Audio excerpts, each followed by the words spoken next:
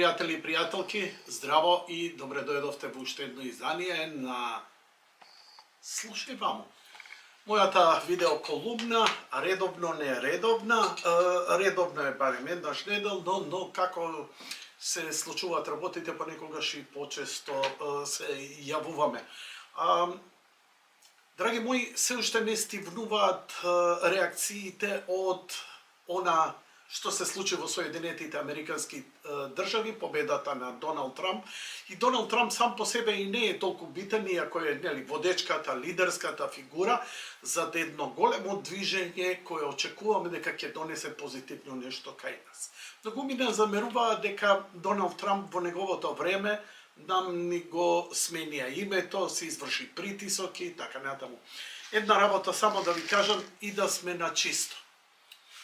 Како ние, македонците, се чувствуваме за името, презимето, идентитетските прашања, ова нема стигнато до Доналд Трамп тогаш.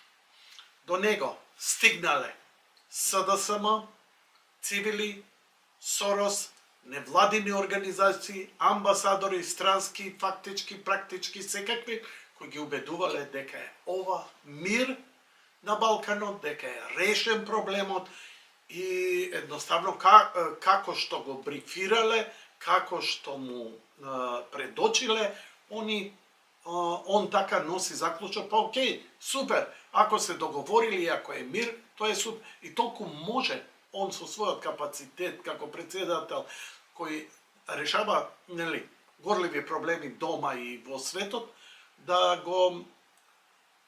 да изреагира. Ние реално како народ, како нација, како политичари не успеавме да пренесеме приказната колку е погубно промената на името за нашето обстоење. Ги сецкам зборовите затоа што можам течно да зборам и да изнатрескам 300 зборови во една минута, но сакам да дадам да потенцирам, затоа што не е тоа туку наивно. Знаеш, седнале 3-4 патриоти пред гранапче, цуцаат и они вака требало, онака требало. Искрено да ви кажам, знаете ли дека ако некој има нешто представа за нас колку толку, тој е кинескиот председател, само благодарејќи на председателот Иванов кој успеа со него приватно да разговара повеќе часови, надвор од протоколот и да му каже на некои работи. Но тоа е недоволно. Колку одлучуваше и колку има вложено во невладини организации, во институции, во партии и Кина, за да може нешто да помогне. Едва и преживеавме и добро е што е така. Ке имаме шанса за борба за името да го вратиме, за идентитетските прашања, тоа е натаму. Но сега не очекува економското. Потопот кој ни го направија наназад, едноставно е многу пострашен од тоа што можеше да се замисли. Она што охрабрува и радува е она што го повторувам постојано. До сега е без преседан. Ја не знам наназад 7 години ден да се работело без да се краде, без да се лаже, без да се манипулира, без да има криминал. Погледнете, еве сега да не бадам слика, Коце Трајановски, по мене, слушајте ме добро. Коментирајте ме, хејтајте ме, ширете, извадете го. Коце Трајановски треба да биде на македонска банкнота ставен. Зошто? Се сеќавате на банкнотата со работникот, со тие наочарите, кафеавата, илјадарка, 10 динарка од времето на Југославија, каде што, беше познат тој, дали се викаше Алија Сиротановиќ или како, него ни гуглав да претходно нешто да направам драматичен акцент во цело во ова, но Коце заслужува. Коце станува 4 сабајле, додека ни дизелот уште не се загрева во машините, он е веќе во чизми, спакуван, наместен, он живее за тоа, он е среќен, он е како да ви кажам, ако го споредам, Коце, немој да ми замериш, ама ја го гледам како... Не, ај подобро да не кажам затоа што ќе се искриволачи. On je srećen što go pravi ova.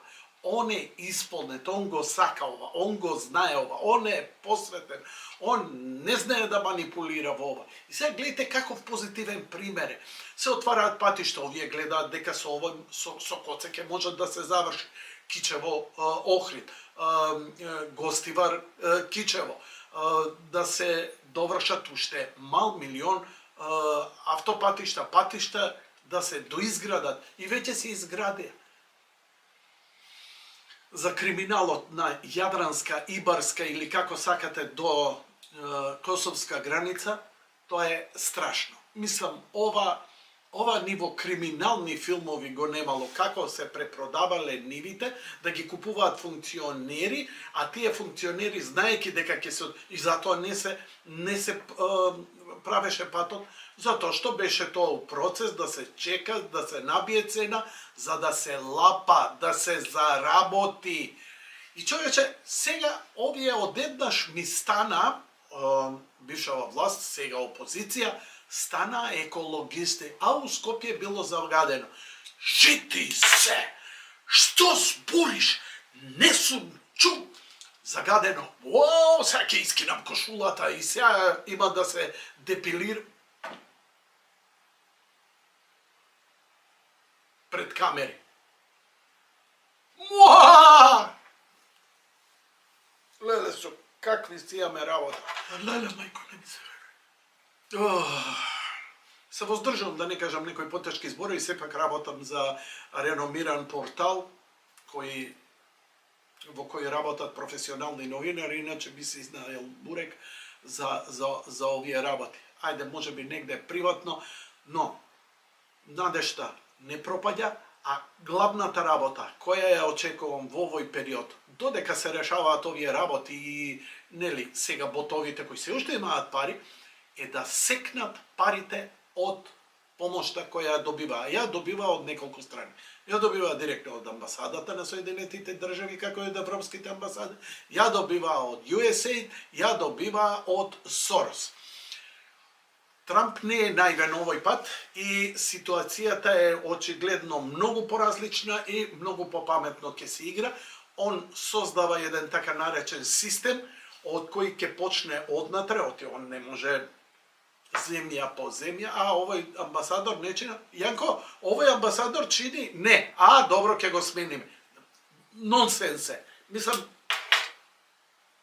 пазарски муавет.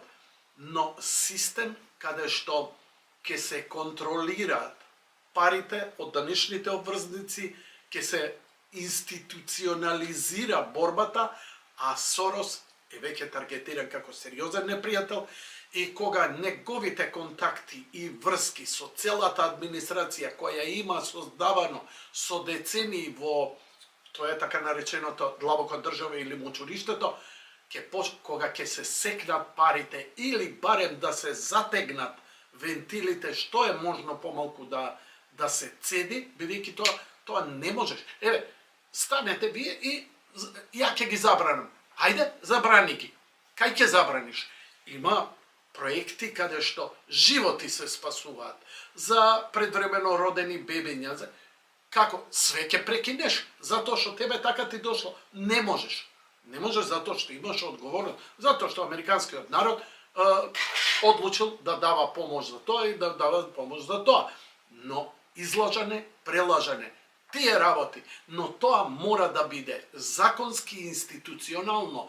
И ако биде законски, и ако биде институционално, тие пари за разноразни цивили, за разноразни шарени ботови, кога ќе секнат, тогаш ќе има мјаукање, тогаш ќе има малце поинакви муавети, тогаш поинаку ќе се случуваат работите и ќе се развиваат. Не е работата некому да се осветиме, работата е оној виртуелен свет кој ни го создадоа, малце да се врати во нормала. Не можеш да ме убедуваш дека некакви трансродови, джендери и што ти ја знам е побитно од семејство, од здравјето на детето, од економијата на една земја. Нивни права. Кај се моите права? А ти ги имаш. Како ги имам? Ми ги укинавте на секој чекор. бидејќи укинувањето на правата на оние што се мајоритет, што се религиозни семејни луѓе, работливи луѓе, кои немаат време да се зафракаваат и мајтапат и да протестираат и да хистеришат пред камери, тие нивните права ние треба да ги одбраниме. Вие треба да ги одбраните. Не можеме да седиме пасивно и да чекаме. Затоа оваа борба, што нема сега јадење пуканки и чекање сеир, Мицко рече вака, Мицко рече така, ова го остварил, она не го остварил. Ниједна програма не е 100% остварена. Нешто ќе се оствари, нешто не. Но до сега што е направено? До сега е повеќе направено од што за 7 години наназад. Колку и да лаете, колку и да хейтате, тоа е ваше право. Немој да ме правите будала. Ке видиме, кога ќе секнат парите за една година, дали ќе ја пеете истата песна.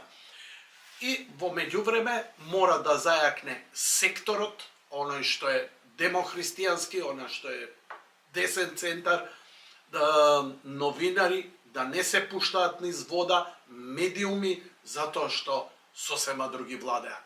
Мейнстрим медиумите во Македонија, тоа е Бог да чува и да брани. Ужас, ужас. Ни слобода, крајна политичка манипулација. И тоа секогаш кон власта иде. Мислам, дегутантно е.